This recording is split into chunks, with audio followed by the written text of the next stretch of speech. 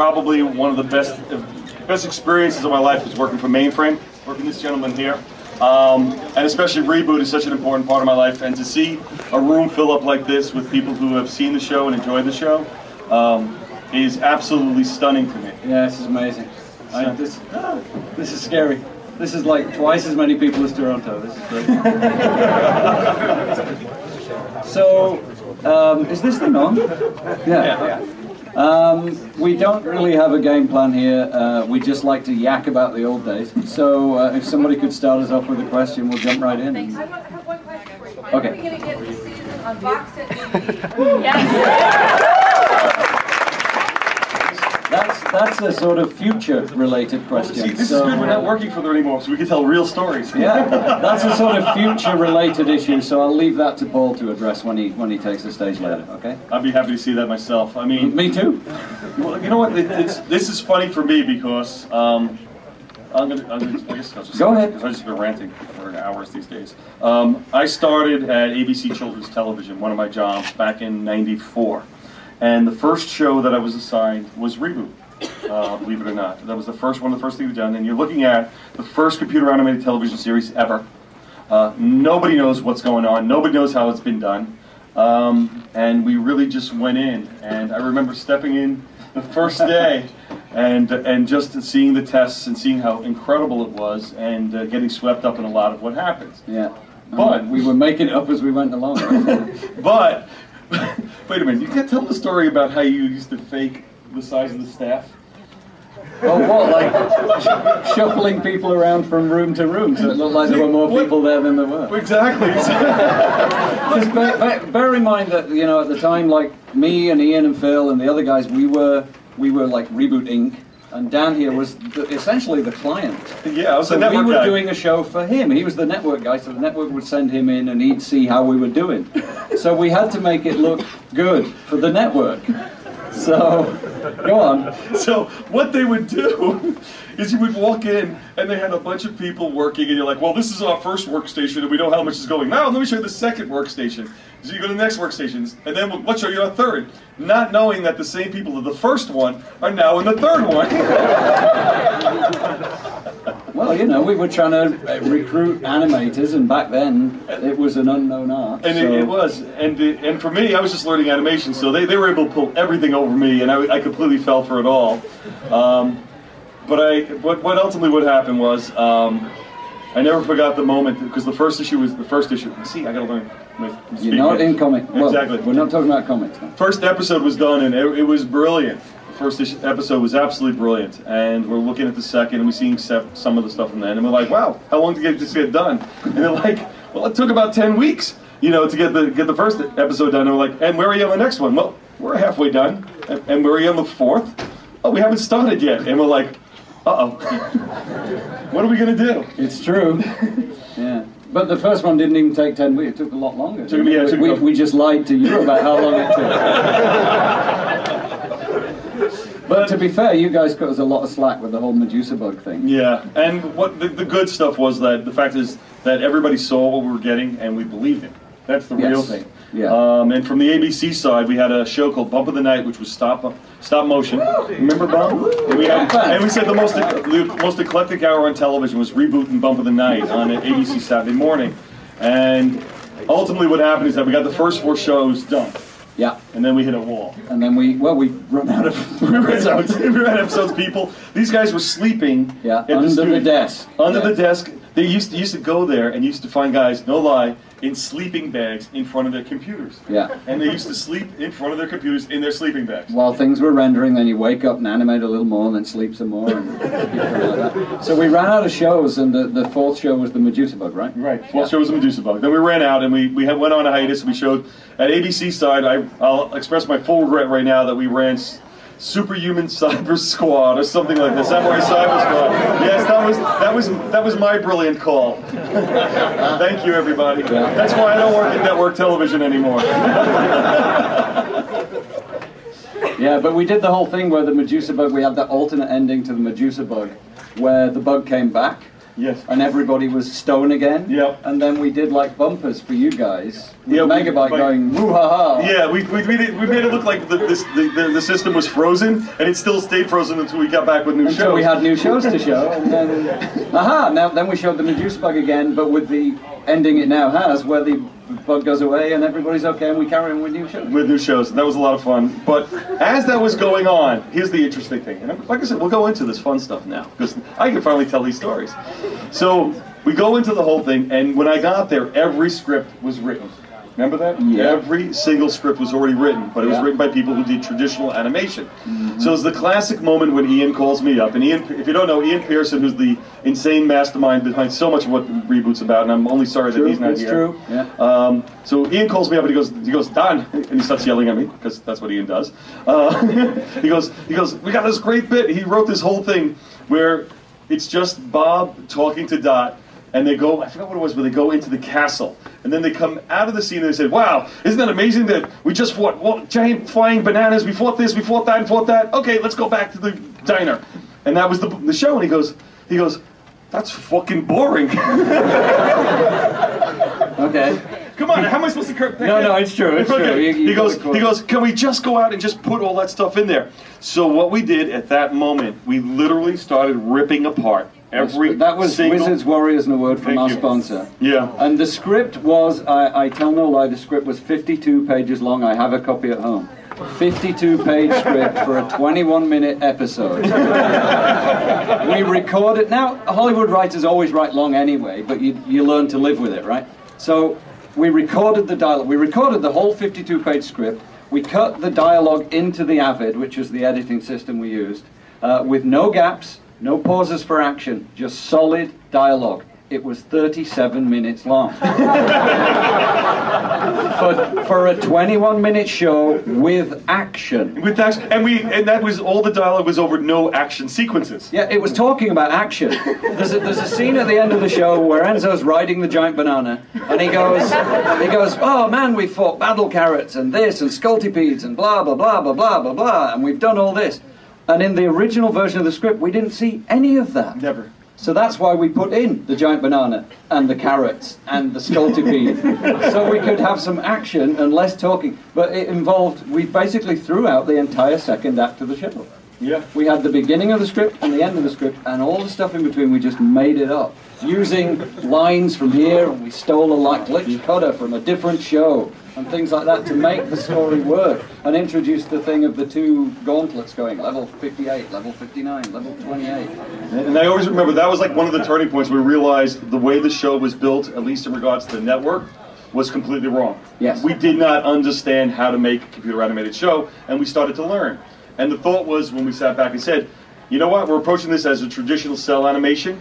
It's not cell animation, it's live action. It's live action, yeah. And we said, okay, stop, let's do scripts like the live action scripts. So they started just writing dialogue. Yes. And then less dialogue than 52 pages. It is, and it went back to the old model of, a script is a minute a show, a page of script a minute a show. And all of a sudden now we got something that's going. And now it's starting to come alive. Yeah. And now it's starting to change, and now we get ourselves in trouble. With broadcast standards. Oh, with BS&P, yes. See, I'm just going to prompt. BS&P. This is going to be... See, I have to curse. I have to do this, because it's fun. There's young people here. Okay, does anybody take offense to my cursing? No. So anyway, what? Okay. Yeah, this is New York. His mom does. That's right. You forget.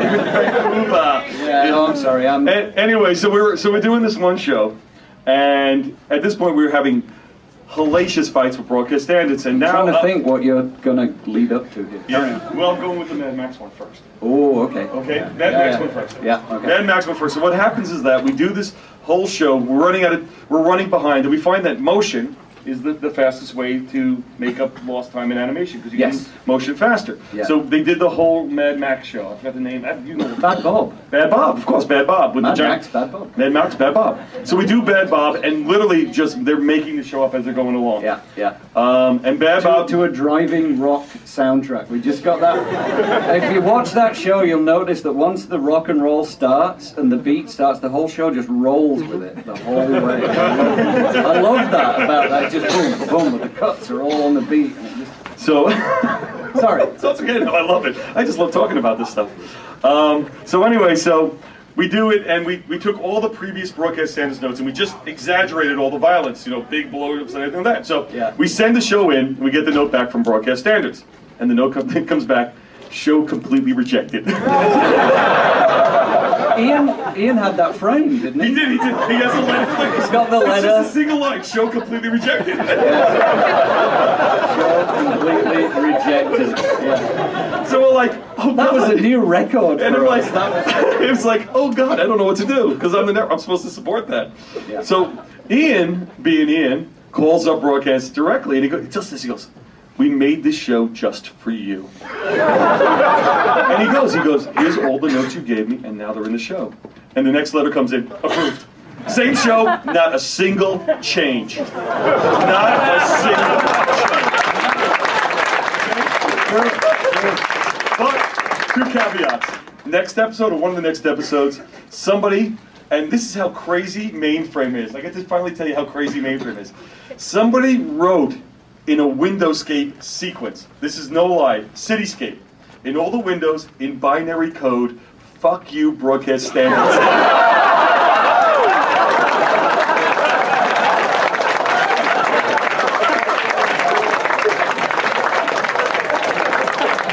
With the lights on and off, say fuck you, broadcast standards.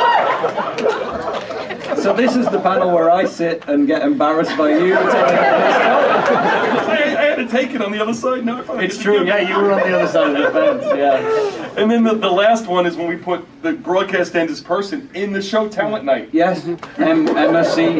Yeah, MSC, which was like MC, which was the initials of Mary Conley, who was our broadcast standards person. Broadcast standards person. And she's the one sitting there with Doc going, no. Oh. Yeah, she's saying that. When we put the village binomes up. The village binomes. Yeah, that was her. That was Mary Conley, MC, or Emma C. Exactly. Yeah. But that was just the rough ride of the first season alone, first into second season. Yeah. Then we get into the second season, and as the history goes, ABC's bought by Disney. And literally, as the story goes, I can say the story now, I get a note from a rather high executive at Disney that says basically, don't worry about it, any shows that you're getting from other places, you'll get all Disney now. And that's what we got. So we knew we were coming to a close on everything coming on there. Yeah. And so we didn't care anymore. So then we get to broadcast standards again. Yeah. And it's like, okay, if we're going to get canned, we're going to ignore the rules. We're just going to do whatever we want, and we don't care what you say. So you got to understand, what's even more fun for me, because now it is fun, is they were shutting our department down because Disney was taking over all the production. So ABC Children's is closing, so we're getting out of a job. They're ending their show, so then we get the phone call.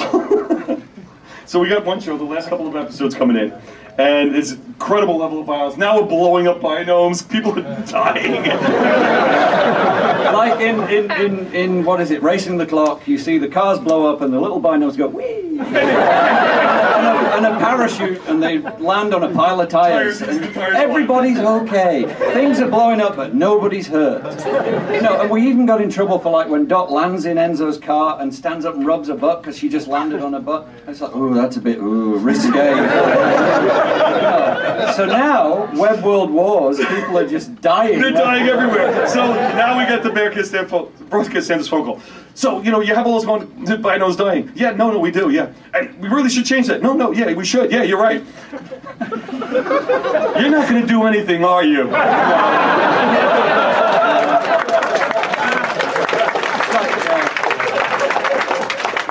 When the CPU crashes into Gilded Gate Bridge and explodes in flames, are we going to see the Bynum pilot survive? No. No, he's dead. Yeah. And the best part, they ran it. Yeah. That was it. We all gave up. But then, so I guess I'm doing it from my side because you're being cool. No, it's cool. It's great having you here. Then what happens is that, so they're closing down my department for children's, and I get the call from Ian, and he goes, we just got money from YTV. Yeah. He goes, you know that show that we wanted to do? You want to do it? Yeah. And I'm like, shit, yeah.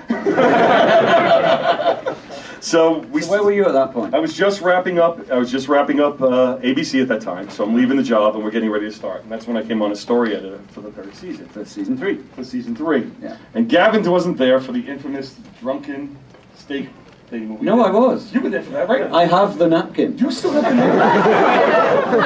Yeah, I still got it. Okay.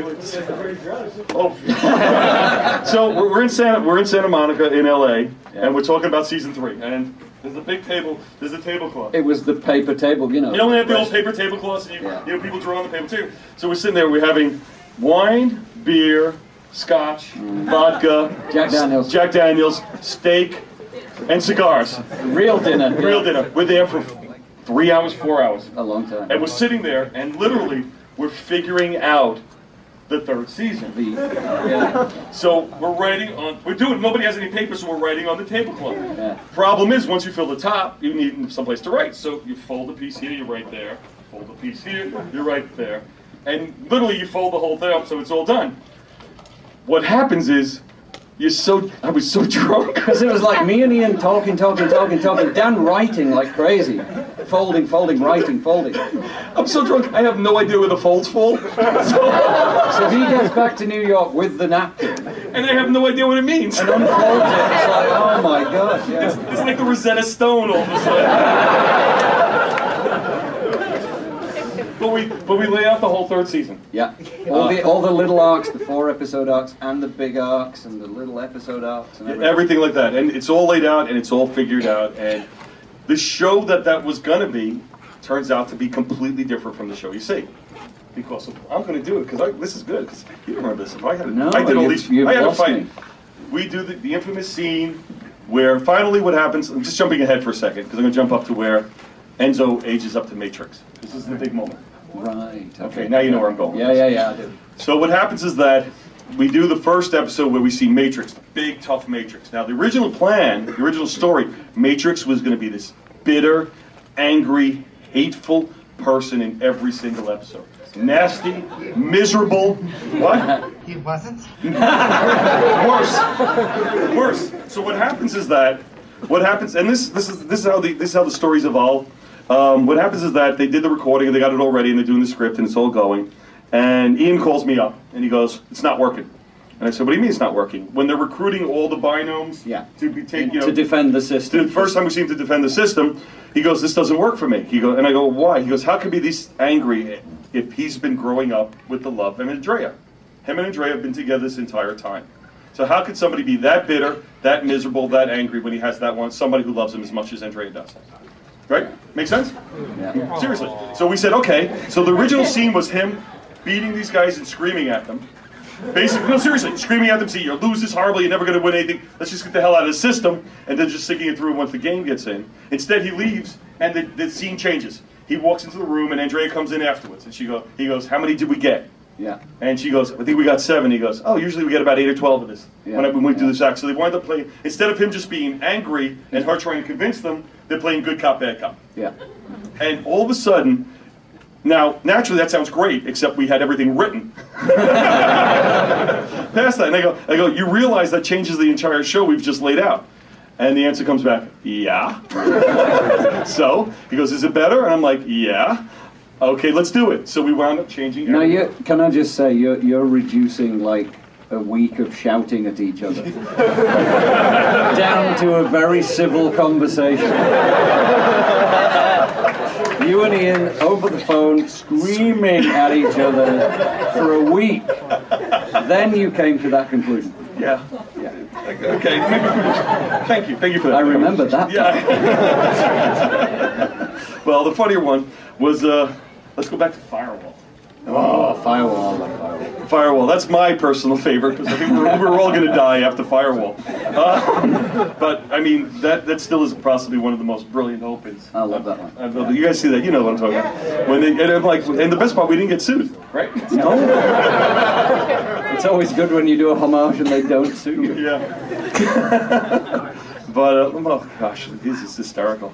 I had a chance to write Firewall, which was interesting because nothing of what I wrote actually ever wound up on the screen. What do you mean, Dan? Yeah, whatever do I mean. But the one that I got a chance to write also was number 7. No Number 7. Number 7. Now, let me tell you the story of number 7. I'm going to tell the story. I'm going to do this. Okay. We had a different script for number 7 that was basically a 20,000 under the leagues, 20,000 leagues under the sea type story, and Ian hates it. I can't even remember. Yeah, we had a script. It was all thrown out, and we were screwed. We were over budget, and we had to get something together right away. So the goal was to try to create an episode that basically could take advantage of all the characters and all the sets we have already built. The problem is, the way the story's working with Matrix bouncing from system to system, we couldn't use any of the previous assets. Right, yes. You know? Believe me, this is etched in my brain, this one. We couldn't use any of the previous assets, so we came up with a story that basically is Enzo rebooting or landing in the game of ReBoot. Yeah. It's great, makes sense. And then we came up with the whole idea that, well, if he's going to do that, they're always the antagonists of the show, so therefore they have to reboot as Megabyte. Oh, in the game, yeah. In the game, they're always the antagonists. They're always the bad guy, yeah. So because of the bad guy, they reboot as Megabyte and Hexadecimal. Yeah. So we put the show together, and it came together rather quickly. And I just remember Ian, I forgot what he did. We had one of our better screaming matches on this one. Legendary. Legendary. I got into a screaming match once. There was 8 people in the room, and we're screaming. Me and Ian screaming at each other at the top of our lungs for 10 minutes. No lie, 10 minutes at the top of the lungs. So I just turned around. Does anybody else have a goddamn opinion? Am I right or wrong? I have no idea what's going on anymore. I've been screaming for 10 minutes, and I need some help here. We're all just like, I don't want to be part of this.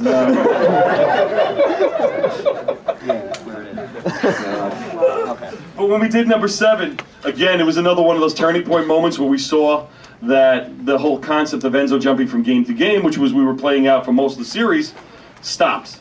And then we decided to go back into mainframe and then get the story going again. Yeah. Where he heads on back. And then we get into all the Megabyte War All stuff. the mega frame stuff. Yeah. Which is a lot of fun. But, oh boy. Okay, I'm tired, Rafty. There you go. You want to go? How about let's open up some questions. Next one here. I was actually going to ask you about that episode number 7. Was that of all the pop culture references, and there's like a million? Yes. Was that the most obscure one? What, The Prisoner? The Prisoner. I think, Yeah. I think that was the most obscure reference. I mean, you got to bear in mind that, like, Really? 3 of us were, like, English. Yeah. So we were so familiar with The Prisoner, and we figured, well, you know, some people get it and go, hey, I get it, and other people will be like, what the hell is going on? The part that I love best about doing that one is that we hit a bunch of golf jokes in there. Yes. You know? And the worst golf joke is when the big giant number 9 walks by and he's holding his back. How's your back? And I said, how's your back 9? And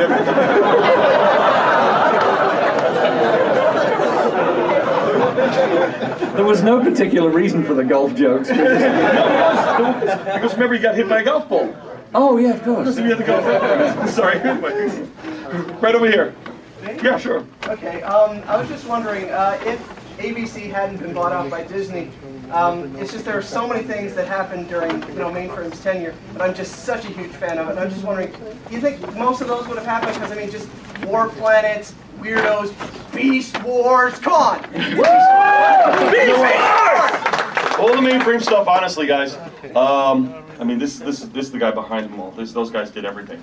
Yeah. I think all those shows would have happened too because just doing ReBoot brought those shows in. Yeah, and Beast was the one that kept the company going, and it really showed how you can turn toys into shows. I mean, War Planets. You think we have stories about ReBoot? You should hear the War Planet story. I mean, the toys on War Planets were like tiny little. Yeah, they go like this. These are planets that fight. They're big planets, and they go like, how do you make a show about planets that fight? They crash into each other. It's silly. So we built a whole universe for that show. I love that show. So do I. Absolutely. All the way in the back, straight back. Yeah, I'm interested in Brendan McCarthy, like how he came on and what working with him was The like. connection there was way back in the early days when we were developing the show. We were working with Limelight because Ian and myself had done a pop promo with Limelight, so they were like our production company at the time, and they used Brendan. Steve Barron, who was the director at Limelight, who we'd worked with. He'd worked with Brendan on Teenage Mutant Ninja Turtles, the movie that came out in the early mid 80s. Mm-hmm. So when we were developing ReBoot and we needed a designer, Steve said, well, why don't you work with Brendan? And Ian and I met with Brendan and we got on and we liked him a lot and we loved his stuff. His stuff was great, so that was how he came on board. Did you have Ian Gibson before that though, right? We'd worked with Ian Gibson in the very, very, very early days, yeah. Like somewhere, like after the boxy Dire Straits look, but before the... Yeah, you should see some of the early tests. I mean, what it went on through. Well, the show evolved to match the technology of the age, sort of thing. ReBoot note. I have to do it now, okay? I'm going to do more things to embarrass. Okay. Cecil. Cecil. Okay, ready? Does anybody here know what Cecil was named after? Gavin? Anybody? No? No? It's gotta be from Vancouver. Yeah, it's a strip club in Vancouver. And that is why Cecil hangs from a brass rail.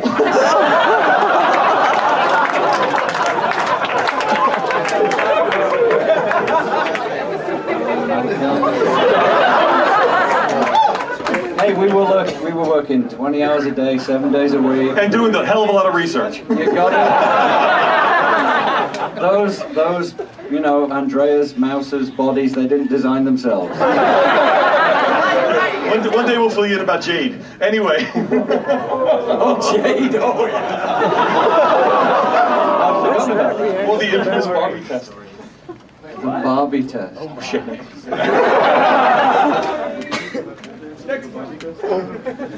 Oh no, that was for Andrea. That was Andrea? Yeah. Oh, okay, we did. We got her in. For Andrea, we actually had one of our favorite strippers. Was a girl, her stage name was Blue Jean. And she was awesome.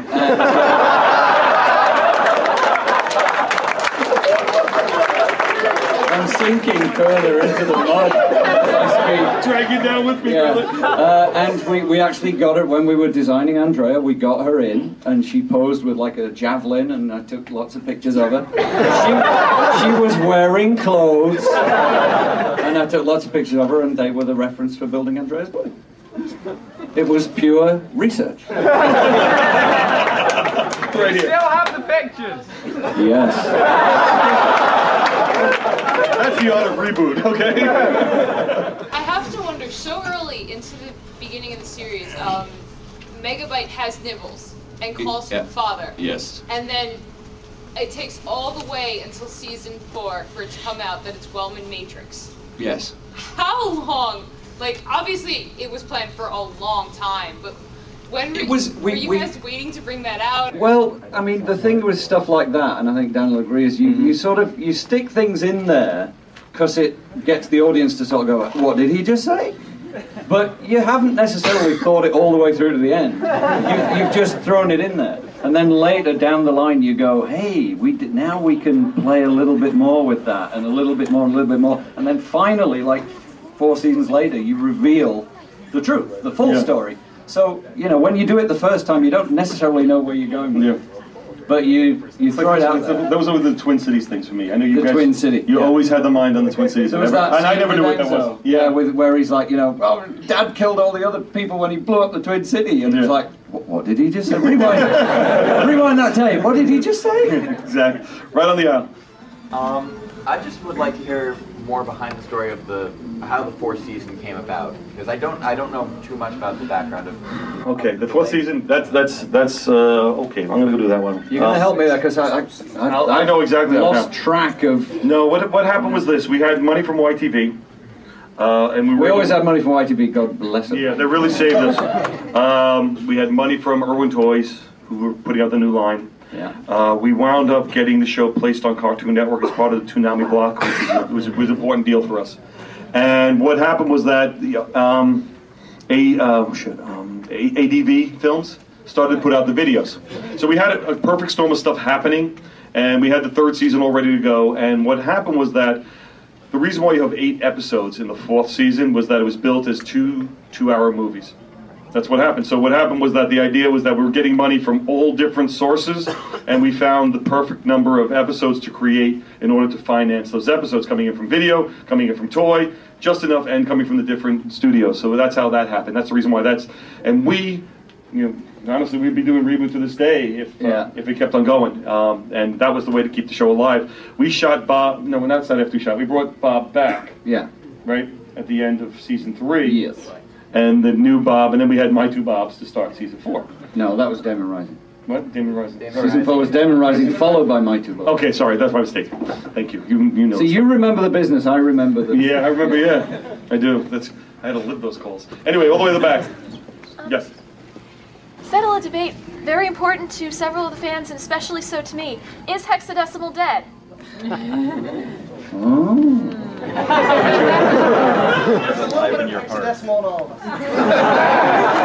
That's a very good answer. I like to think that she's out there somewhere, and that we would have eventually found a way to bring her back.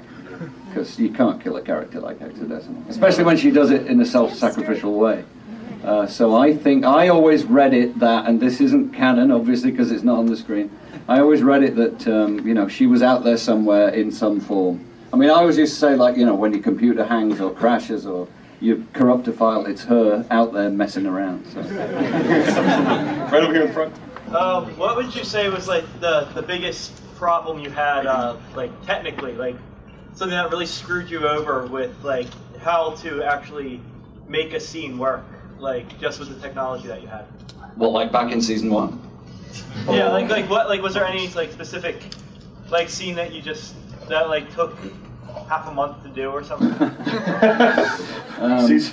Well, I mean, I guess the greatest obstacle we had to overcome in the early days was the lip sync package, which was the thing we used to make the characters talk. And that, we wrote that ourselves in-house and developed that ourselves. So that was like, especially when we had, you know, Dan over here at the network going, so when are we going to see the first show? And it's like, as soon as this software works, you know, that kind of thing. So that was a doozy, I think. I remember you guys with bug problems. Bugs, we had a lot of bugs. And there was this, again, it's funny how you just remember certain things.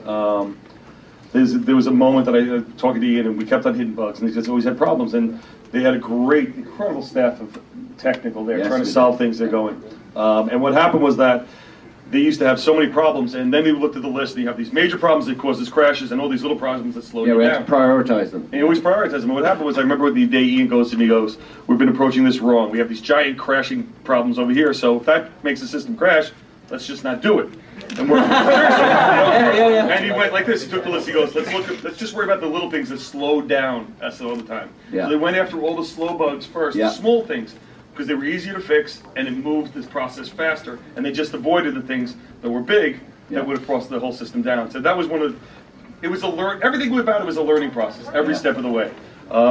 Which was funny because we were the only studio. Mainframe was the only studio able to pull this off. And so many studios are out there now, just as ReBoot sitting saying, we could do that, we could do that. And we were watching everybody crash and burn around us. Yeah. You know, and we watched them make all the same mistakes. We offered no help. Right back there. Oh. This really isn't a very important question, but I was just curious what inspired the guitar duel in Talent Night. What inspired? There's a lot of things inspiring a lot of things in Talent Night. I mean, Talent Night, do you remember how Talent Night started? What it was supposed to be? Talent Night was supposed to be a bottle show. I don't know if you know what a bottle show is. That's a show where you take like 2 characters and lock them in a cupboard and they talk about things that happened in the past. Yeah. It was to save production time. Exactly. That's how Talent Night started. Mainframe did nothing to save production time. Yeah, there was going to be a static storm that stranded like half a dozen characters in the diner, and it was Enzo's birthday, so they put on a little show for him in the diner for his birthday. And all you could see out the windows was static, and you couldn't see anything, to save production time. And look what it became. So, you know, and I guess when it got to the point where it's like, and the culmination of the show had to be Megabyte. Mm-hmm. You know, you got all these other acts going on, and it's like, well, the end of the show has to be Bob and Megabyte. What are they going to do? And it's like, rock and roll.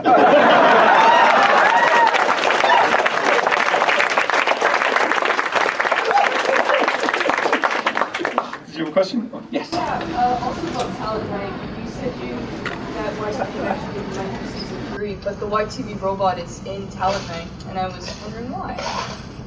Oh, well, because we had That was season 2. Yeah, well, MyTV were on board in season 2 too. Right? You got to understand the history. So you don't know it in New York or in the U.S., but actually, Reboot was the top-rated children's show and actually one of the top-rated shows in Canada on MyTV. Yeah. Top-rated show. That's the reason why they supported it so much. Yeah. And all the way through. Yeah, and one of the reasons why it wasn't just in Saturday mornings. The place where it ran and got its biggest number and actually was winning its time period was at 6 o'clock at night, Monday through Friday. So, and they used to run the hell out of these shows, and it used to be #1 there constantly. Yeah. So YTV. The hell out of the U.S. version, and we got the best parts Yep, in Canada. absolutely. Yeah. Like the line with God, the gun, she steps out of the thing, Oh. the web world wars. Oh yeah. And she says in the Canadian version, "Do you think it makes me look too butch?" We had it aired at like 6:30 in the morning. Yeah, Third season. that was part of Like Toonami. the power block. Yeah. Oh, yes, I remember that. Waking up that early to watch it. What do you got? Oh, awesome. It's about the 4th season. What inspired you to make Matrix what inspired you to make Matrix lose his eye? Yeah, I was lost at the top of the 3rd season. The middle of the 3rd season, episode 5. I know, game over, but what inspired you to actually have the eye lost? And the tracking ball. Yeah, it was Enzo who lost it in the final. Yeah. He lost it in the game. Lost in the game, yeah. Yeah, in Game Over. Yeah. What inspired us to do that? I don't know. I think what happened, one of the things they wanted that really cool look with the locking and loading with the gun. The eye and the gun. The eye and the gun yeah. basically syncs up and shoots. So That's I think one of that led, yeah. It sort of reverse engineered. And also just, it was supposed to be scarring him and the fact about showing a physical scarring, about how much he was emotionally scarred during the time.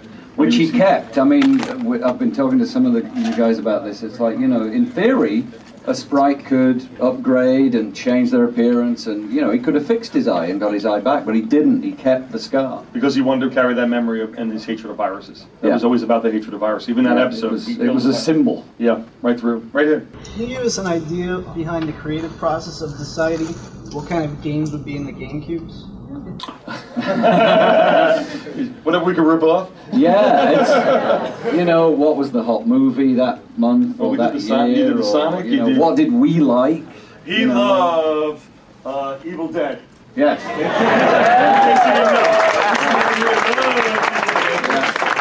And Elvira. And Elvira.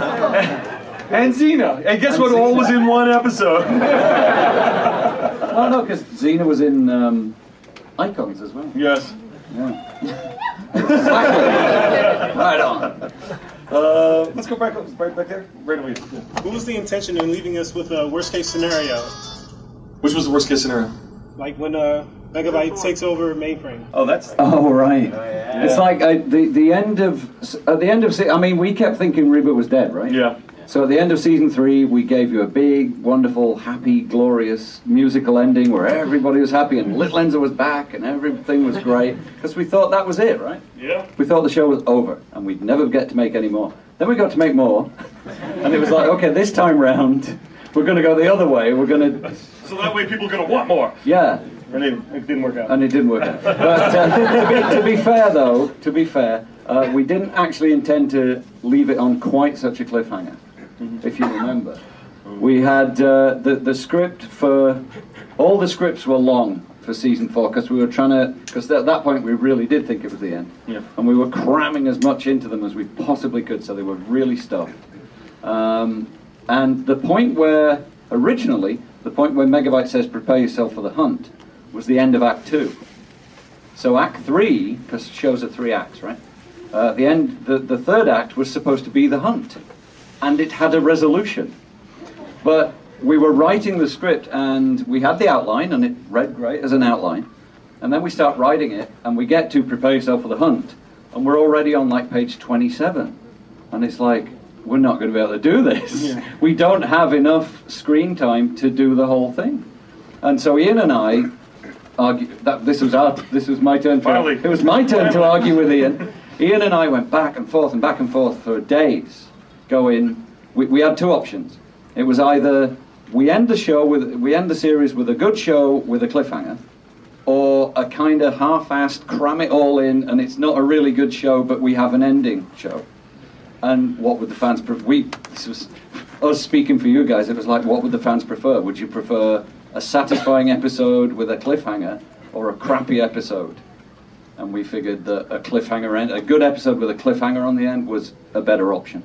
Are you going to leave us hanging just like the Italian Job? Exactly. Hey, work for the Italian Job.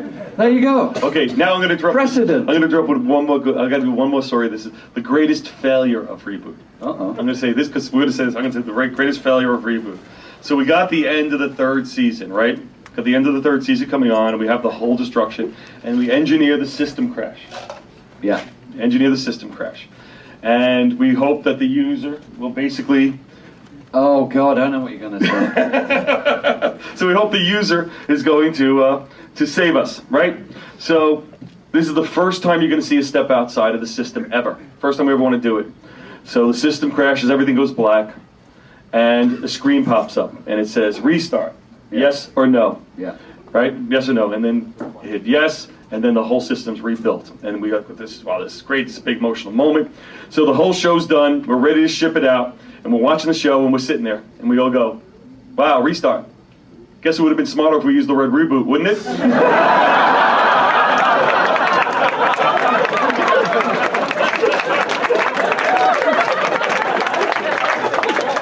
Show's already gone.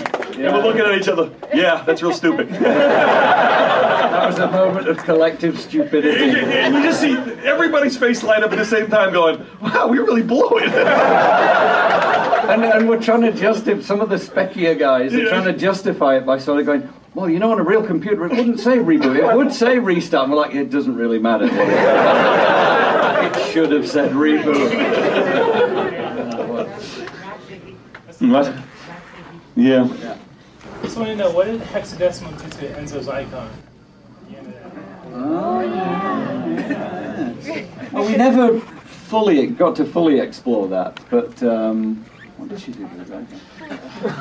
No, wait, because when he just switched it to like Andrea's icon? No, that was in the beginning. That was right before the game over. She turned it so he can be Wellman again. That's it. That's it. That was Exactly. Thank you. You know, sorry, you guys know the show better than I do these days. I'm still in Final Crisis mode. Thank you very much. Yeah, it was basically, it gave him the ability to bring back his father. Yeah. Whether it be in null form or not, you know, it gave him the ability to control the nulls and bring back Jelly Welly, as we used to call it. Nullzilla. Remember Nullzilla? Nullzilla, yeah. I love Nullzilla. Yes, that was it. Control the nulls so he could have his dad back. Yeah. In your current position, have you ever considered trying to do a reboot comic book? Interesting. The answer is yes, and definitely the answer would be no, because reason why is that it was unique to its look and style, and try to draw it, I think, does it its disservice. This is my own opinion. It was lightning in a bottle, and the only way it works is with the people who put it together. I mean, these are the real creative guys that put it together. They lived it every day, and unless they were involved, it doesn't make any sense. And I think it stands for what it is in its own, in television. In my mind, television history. It's the first computer animated series out there. At that point, you got to realize, guys, there was a point of mainframe. No lie.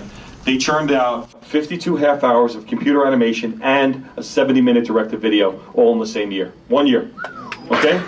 That was more than, at that time, Pixar and whoever else was out there combined had put out totally. Okay? In 1 year. Just to give you an idea of how much work and how much firepower was coming from this one studio. Absolutely amazing. Yeah. We were just working and cranking, and everybody was more dedicated than the next one. And like I said, it was a moment where everybody was there, and they could have worked for ILM, and they could have worked for Pixar, and they could have worked for anybody else, but they were choosing to come and work for Mainframe because they wanted to work on either Beast Wars or ReBoot or loved those shows. So it was a great time for us, and it was just a real moment where we were just leading the way in regards to what computer animation was considered in TV. So it's kind of cool. Right over here. This is just a stupid question, but I always wondering every time I watch the series, Al from Al's Diner. Yeah. Was there a particular reason he was never shown on screen, or could you guys didn't think of a way of how he would look, or did you just thought it'd be funny? It was just a gag. It was just a running gag. And of course, once you've done it once, you do it again, then you can't show him. Yeah. Because it's like, but then it's not funny anymore if you show him, So there's a lot of good stuff with that. Yeah. Right back over there. We should be. Okay. Let's do one more question, and then we'll give way to Rainmaker Animation. Yeah. Sure. Yeah, take it away. You said that you had planned an Act 3. Are you allowed to tell us what would have happened? It's funny, when I was going to attend when Jim invited me to the Toronto Con, like in last August, the revival hadn't been announced, and I figured people are going to ask me what happens next, you know, and I'll tell them. And then they announced the revival, and it's like, oh, I can't tell them anymore. So no, I'm not going to tell you. Excellent. Okay, so I'd like to introduce Paul Gertz. He's the head of Rainmaker Animation. They're formerly Mainframe Entertainment. And I believe the spirit of Mainframe Entertainment is still with Rainmaker. There's still a lot of guys there that work at Mainframe now, Rainmaker. So here's Paul Gertz.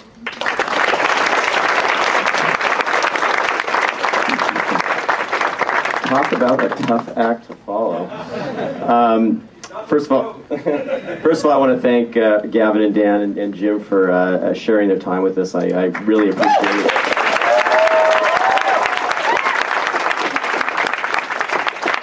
I've been really fortunate in my career to work for some great studios, Lucasfilm, Hanna-Barbera, some great places, but I have to say I'm really humbled by this legacy that Gavin and Ian and Dan have left, and I feel a huge burden to do it justice and honor it in the best way that we can.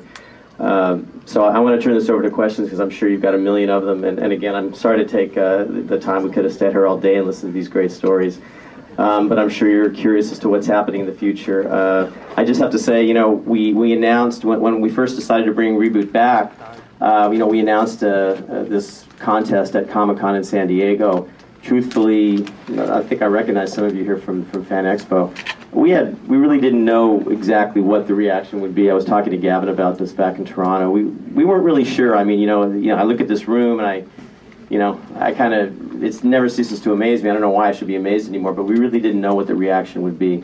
And then when we went back and announced the winner at Fan Expo in Toronto, again, it was a room, I don't know, maybe half this size, and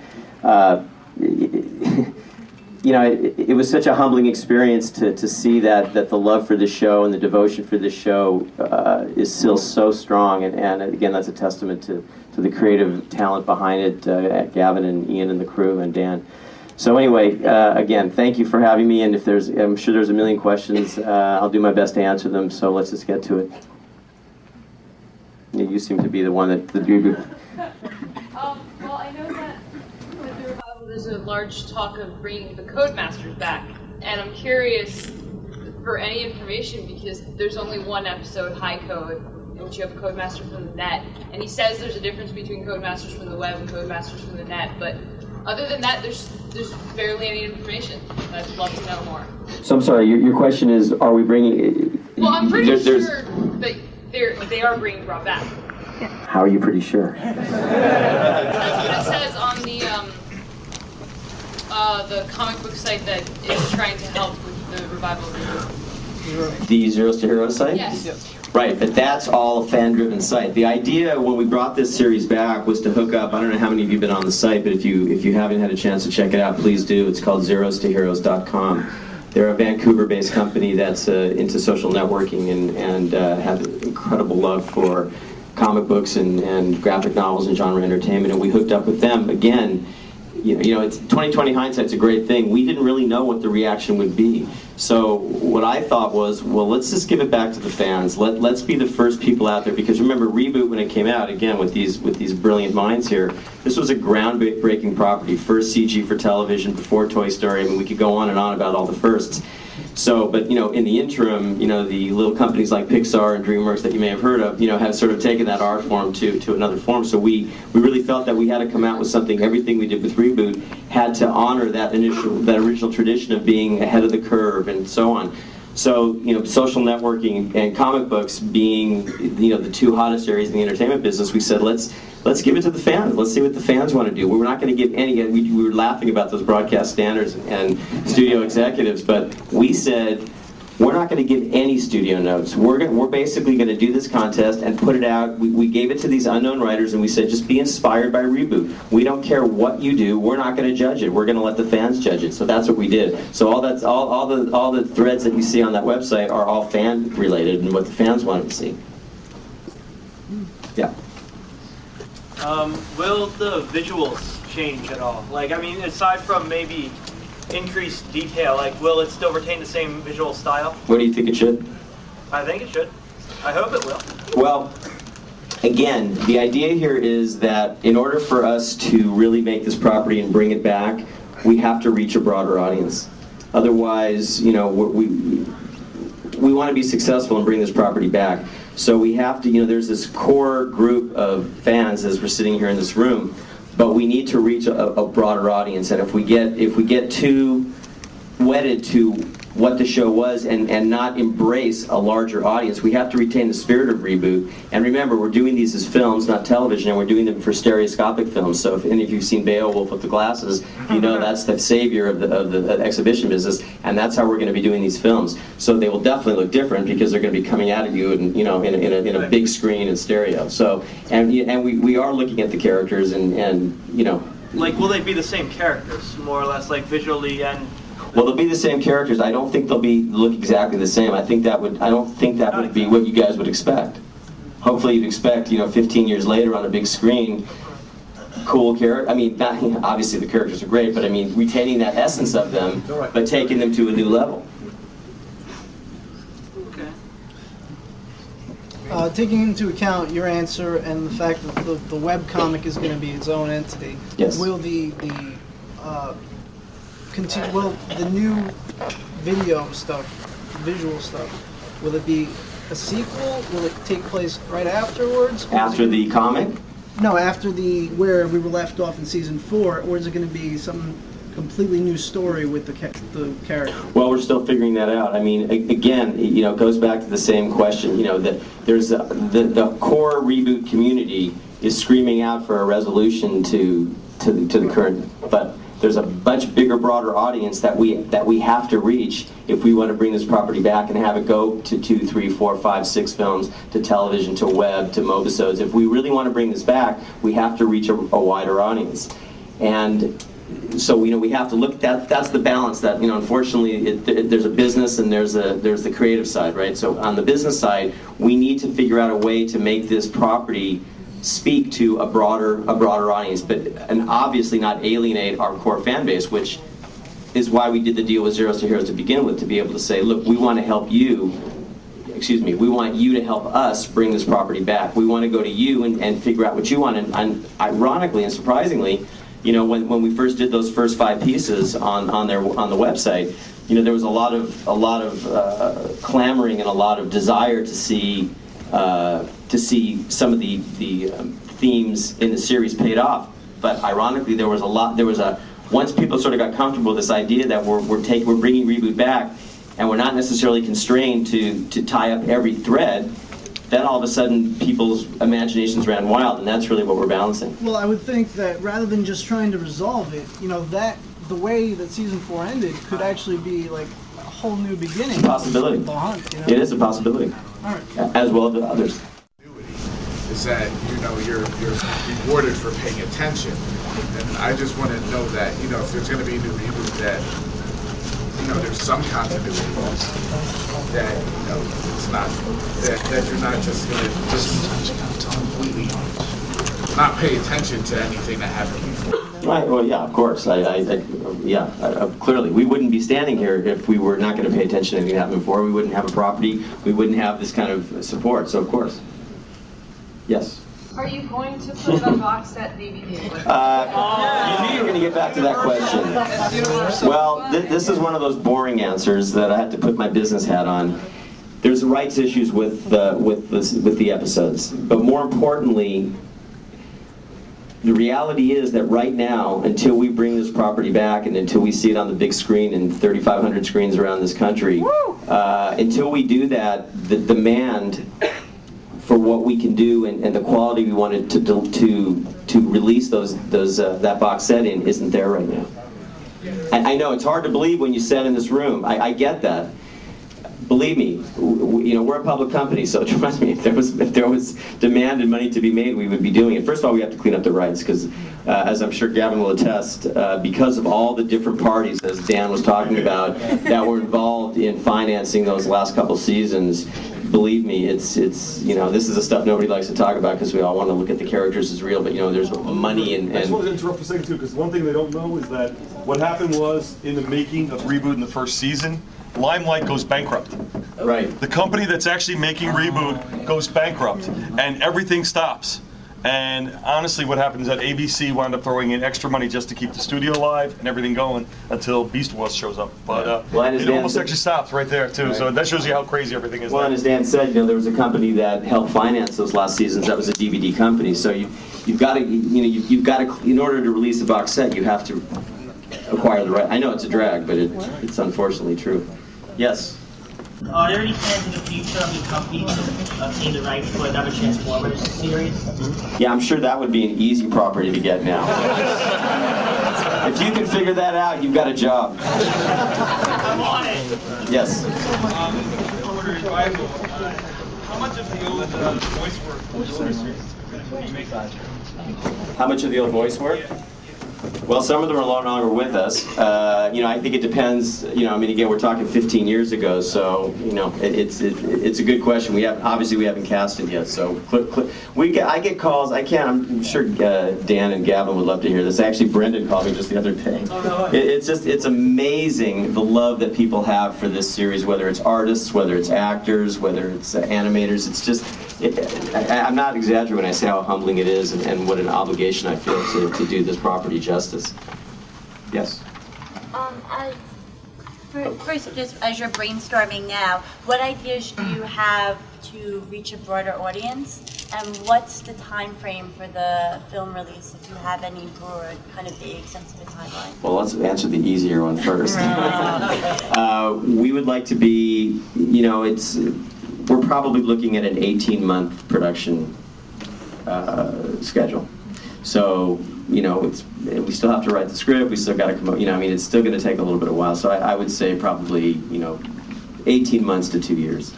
I'm sorry, your first question was how do we... Just the different ideas you're brainstorming right now to reach a broader audience.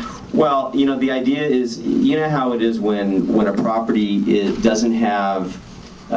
when people look at a property that they're not aware of, I gotta go, and they don't understand the characters, it's really hard to get into. Just like a television series that's not a standalone series. That's why television, Law and Order, things like that, it's, you don't have to know anything to know what's going on. We have to figure out a way to bring people that have never heard of ReBoot or just barely know of ReBoot, that they feel they want to come to this party. If we have too many in-jokes and too many things that require pre-existing knowledge, we're going to alienate new viewers. We'll please the fan base, but we won't get the new viewers. And so we want to do both. All right, last one. I know you got cheated there. Thank you. When you talk about modernizing the characters' appearances and the designs, is that kind of what happened to Beast Wars too? That's kind of Kenner. That was Kenner's thing. Kenner did. Yeah, when it's that's the beauty of it. We're not constrained to do anything to please a toy company. All we're looking to do is to please audience members. What age are you going for? Good question. It's a really good. I think we need to age up the demographic in a lot of ways because you were all kids when you started watching this show, and it's amazing. And I'm sure Gavin and Dan can appreciate this. I can't tell you how many animators that we hire at our studio that are computer animators because of ReBoot. They grew up loving that. There you go. He's the poster child. So, crewing up for this show, I think we have to hit a slightly older demographic. I think you were forgetting how many parents watch ReBoot with their kids. There you go. Because it spoke at 2 levels. And that's the best kind of animated feature, because I can laugh at it at one level and my kids get it on a totally different level. Yeah, absolutely. That made us diehard. Absolutely. Thank you all very, very much.